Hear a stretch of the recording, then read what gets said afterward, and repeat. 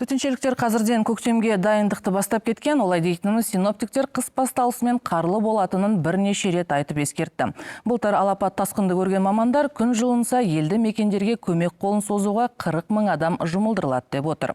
Мамандар әуелі қар көбесі ерте сөгілетін оңтүстік аймақтарды жіті бақылауда ұстамақшы, одан кейін наурызға таман солтүстік пен шығысқа орталық Қазақстанға қарай ауысады.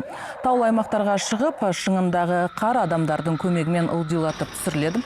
Естеріңізге сала кетсек, өткен көктемде еліміздің 1-10 облысында қарғын су жүріп, төтенше жағдай жарияланды. Гидрологтар мұндай су тасқыны соңғы 80 жылда болмағанын айтты. Бір жылда қателіктерді саралап, алдағы маусымға тас түйін дайынбыз деген төтеншеліктердің де сыналар шағына аз қалды.